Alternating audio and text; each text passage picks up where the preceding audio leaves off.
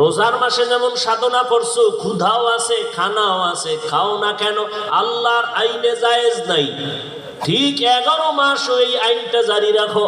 ক্ষুধাও আছে, খানাও আছে, পাইলেই খাইও না, আগে হিসাব করো আল্লাহর আইনে খানাটা হালাল না হারাম।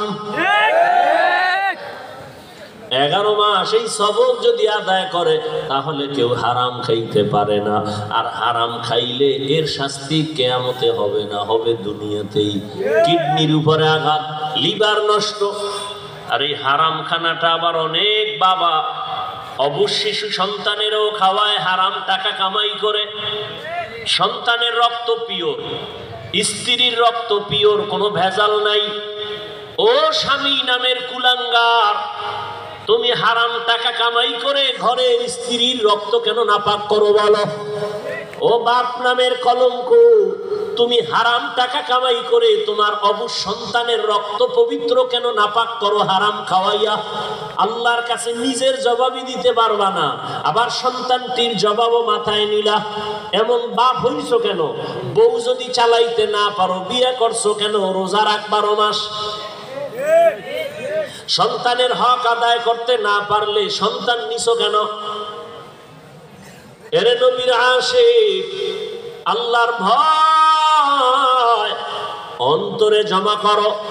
রমজানের রোজার মাধ্যমে এমন বরকত, একটা রোজার দাম কত? হাদিসে পাকে রহমতের নবী বলেন এক রোজার দাম কয়েকটা জন্মগত কাক। কি চিনেন তো? একটা কাক জন্মগত, কাকের হায়াত অনেক বেশি। কাকের হায়াত কি অনেক বেশি। একটা কাক জন্ম থেকে উঠেই ডানা মেলে যখন উঠতে শুরু করে খোলা আকাশে, ও যদি উঠতে উঠতে উঠতে উঠতে সামন দিকে যাইতে যাইতে যাইতে যাইতে বুড়া হইয়া যায়, কাকের হায়াত অনেক বেশি। বলে কত? কিতাবে আসছে 1000 বছর কমপক্ষে। তাহলে একটা কাক যদি জন্ম থেকে 1000 বছর খালি উড়ে, কত দূর যাবে? ক্যালকুলেটরে ধরবে? কম্পিউটারে আসবে? নবীজি বলেন একটা কাক জন্ম থেকে উড়তে উড়তে বুড়া হইতে হইতে কত দূর গেল? একটা রোজাদার এক রোজার বরকতে জাহান্নামের আগুন থেকে তত দূরে সরে যাবে।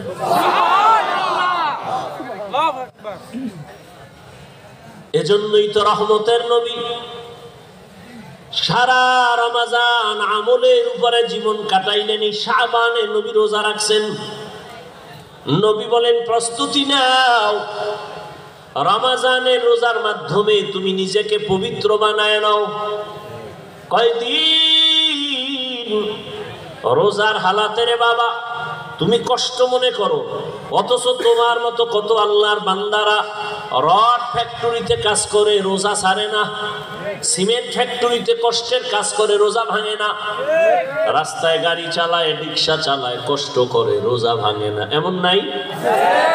তাহলে তুমি ছাড়ো কেন? রমজান তো এমন বরকতের মাস, একটা নফল আমল ফরজের সমান সওয়াব, একটা ফরজ আমল 70টা ফরজের সওয়াব। তাহলে এই মাস আগামী বছর পাবেন, গ্যারান্টি আছে? এত মজার, এত দামি মাস, এই বরকতের মাস। রোজাদার একটা রোজার ফজিলত যদি এমন হয় তো 30টা রোজা রাখলে কত ফজিলত। আল্লাহ বলেন রোজাদার তোমার পুরস্কার কেমন? বলে আমি আল্লাহ তোমার হয়ে যাব, আর কোনো পুরস্কার নাই। পুরস্কার কি? আমি আল্লাহ নিজে তোমার হয়ে যাব।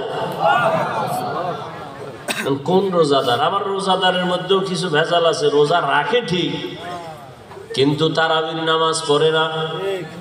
আবার অনেকে পড়ে ঠিক, প্রতিদিন পড়ে না। আবার অনেকে পড়ে কিছুদিন, তাও পুরা 20 রাকাত পড়ে না। ও 8 রাকাতওয়ালা বাবারা, যদি আপনি মনে করেন 8 রাকাতের উপরে তারাবি পড়বেন না, আগামী রমজান পাওয়ার গ্যারান্টি নাই। এখনই তো বলে ফেললাম একটা নফলের মূল্য ফরজের সমান। আপনি যদি মনে করেন 8 রাকাতের বেশি তারাবি পড়বেন না, তাহলে আপনি বাকি 12 রাকাত পরে অন্তত তারাবি না মনে করলেও নফল হিসাবে পড়ে নেন। নফল হিসাবে বাকি 12 রাকাত পড়েন। কেন ছাড়বেন? আল্লাহর জন্য করবেন। এত সুযোগ পাইয়াও যদি ছেড়ে দেন, আল্লাহর কাছে কি নিয়ে দাঁড়াবেন? রমজান এমন বরকতের মাস, রহমতের নবী একদিনে 1 খতম, 3 দিনে 1 খতম কোরআন পড়েছেন। এই রমজানুল মুবারক দুনিয়ার লাইনেও মানুষ লাভবান হয়, আখিরাতের লাইনেও লাভবান হয়।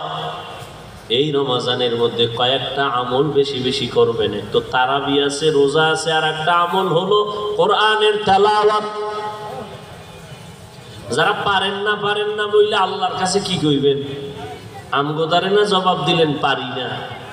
পৃথিবীতে যত ভাষা আছে আরবি ভাষার মতো সহজ কোনো ভাষা নেই। কোরআন শিখতে 20 ঘন্টা টাইম লাগে। কয় ঘন্টা? তাহলে আপনি প্রথম রমজানে যদি সময় দেওয়া শুরু করেন প্রতিদিন 1 ঘন্টা, তারাবির পরে অথবা সাহারি খাইয়া ফজর পরে 20 রোজায় আপনি কোরআন ধরে ফেলবেন। এত সুন্দর কোরআন, এই বয়ান শুনতেছেন কোরআনের, এত ভালো যদি লাগে সে কোরআনটা পড়েন না কেন? ছেলেকে পড়ান না কেন? মেয়েকে কোরআন শিখান না কেন? মাকে কোরআন পড়ান না কেন?